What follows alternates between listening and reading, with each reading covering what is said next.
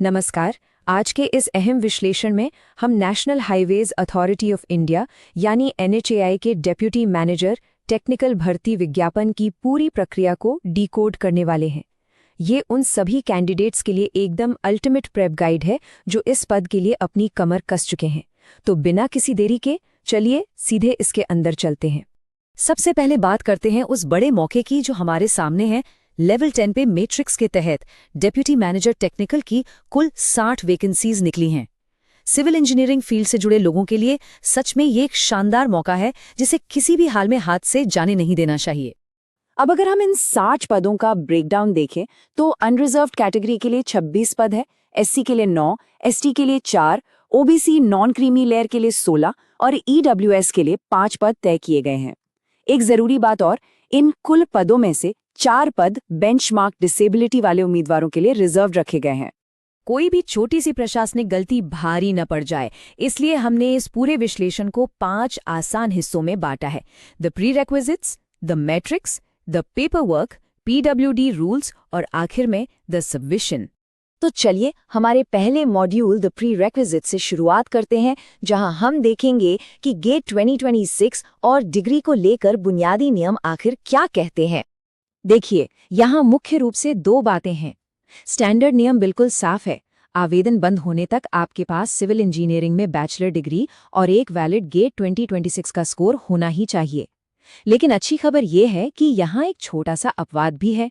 जो स्टूडेंट्स अपने final year में हैं, वो भी बिना फाइनल रिजल्ट के अप्लाई कर सकते हैं। बस शर्त यह है कि उन्हें एक तय डेडलाइन तक अपनी डिग्री सबमिट करनी होगी। अब वो ग्रेस पीरियड क्या है? ऑनलाइन आवेदन 15 मई 2026 से शुरू होकर 15 जून 2026 तक चलेंगे। जिन कैंडिडेट्स का रिजल्ट अभी पेंडिंग है, उन्हें हर हाल में 31 अगस्त 2026 तक अपनी फाइनल या प्रोविजनल डिग्री जमा कर देनी है। ऐसा नहीं हुआ तो सिलेक्शन तुरंत कैंसिल हो जाएगा। आगे बढ़ते हैं हमारे दूसरे मॉड्यूल की तरफ, जो है द मैट्रिक्स। इसमें हम बात करेंगे एज लिमिट्स और उनमें मिलने वाली छूट के बारे में। सामान्य वर्ग के लिए आयु सीमा 30 वर्ष रखी गई है, लेकिन कंसेशंस काफी अच्छे हैं। SC और ST उम्मीदवारों को ऊपरी आयु सीमा में 5 साल, OBC को 3 साल और एक्स सर्विसमैन को 5 साल की छूट है। वहीं बेंचमार्क डिसेबिलिटी वालों के लिए उनकी कैटेगरी के हिसाब से ये छूट 10 से 15 साल तक जाती है। और एक दिलचस्प फैक्ट बताऊं, अगर 2 कैंडिडेट्स के मार्क्स टाई हो जाते हैं तो जिसकी उम्र ज्यादा होगी उसे मेरिट में ऊपर रखा जाएगा। उम्र के अलावा एक और बड़ी चीज है सर्विस बॉन्ड। सिलेक्शन के बाद कैंडिडेट्स को NHAI के साथ 3 साल का सर्विस बॉन्ड साइन करना होगा। अगर कोई उससे पहले नौकरी छोड़ता है तो पूरे 5 लाख रुपए की भारी पेनल्टी चुकानी पड़ेगी। तो इस कमिटमेंट को गंभीरता से लेना जरूरी है। अब आते हैं सेक्शन 3 पर, द पेपरवर्क। आपको शायद हैरानी हो, लेकिन बहुत से कैंडिडेट्स एग्जाम स्कोर की वजह से नहीं, बल्कि फॉर्म भरने या कागजात की गलतियों की वजह से रिजेक्ट हो जाते हैं। इस पूरी प्रोसेस का एक सबसे कड़ा नियम ये है कि आपके जाति प्रमाण पत्र में आपकी कास्ट और उसकी स्पेलिंग एकदम वही होनी चाहिए जो केंद्र सरकार की नोटिफाइड लिस्ट में है। बिल्कुल एग्जैक्ट मैच। सिर्फ राज्य सरकार की लिस्ट से काम नहीं बनेगा। स्पेलिंग में जरा सा भी अंतर आपके रिजर्वेशन क्लेम को अमान्य कर सकता है। इसी तरह EWS और OBC सर्टिफिकेट्स की तारीखों का एक बहुत ही सख्त नियम है। OBC नॉन क्रीमी लेयर या EWS सर्टिफिकेट 1 अप्रैल 2026 को या उसके बाद का ही बना होना चाहिए। EWS के लिए इनकम असेसमेंट ईयर 2025-2026 का होना चाहिए। और हाँ, ये सारे कागजात 15 जून 2026 की डेडलाइन से पहले तैयार होने चाहिए। पोर्टल पर जाने से पहले इस चेक लिस्ट को ध्यान में रखना बहुत जरूरी है। आपकी फोटो और सिग्नेचर 1 MB से कम होने चाहिए। जन्म प्रमाण के लिए 10वीं का सर्टिफिकेट, आपका कास्ट सर्टिफिकेट, सिविल इंजीनियरिंग की डिग्री और वैलिड गेट 2026 स्कोर कार्ड, ये सब PDF फॉर्मेट में होने चाहिए और हर फाइल का साइज 2 MB से कम होना चाहिए। चलिए अब सेक्शन 4 की बात करते हैं। PWBD रूल्स यानी बेंचमार्क डिसेबिलिटी वाले उम्मीदवारों के लिए क्या नियम तय किए गए हैं।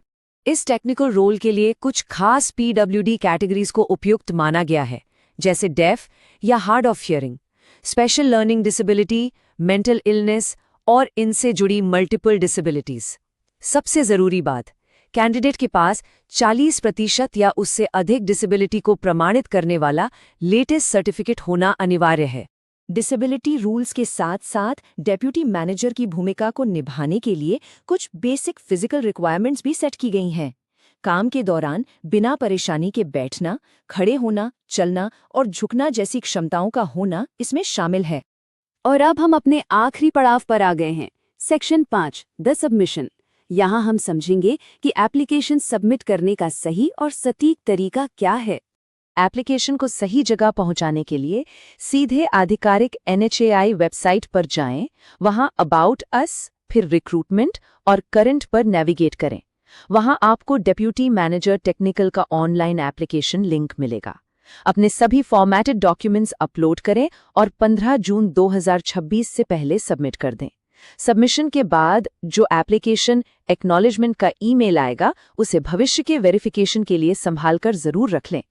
तो पूरी प्रक्रिया को समझने के बाद ये बड़ा सवाल सामने आता है, एक बेहतरीन गेट 2026 का स्कोर आपके लिए दरवाज़ा तो खोल सकता है, लेकिन क्या एक गलत तारीख वाला सर्टिफिकेट उस दरवाजे को हमेशा के लिए बंद नहीं कर देगा?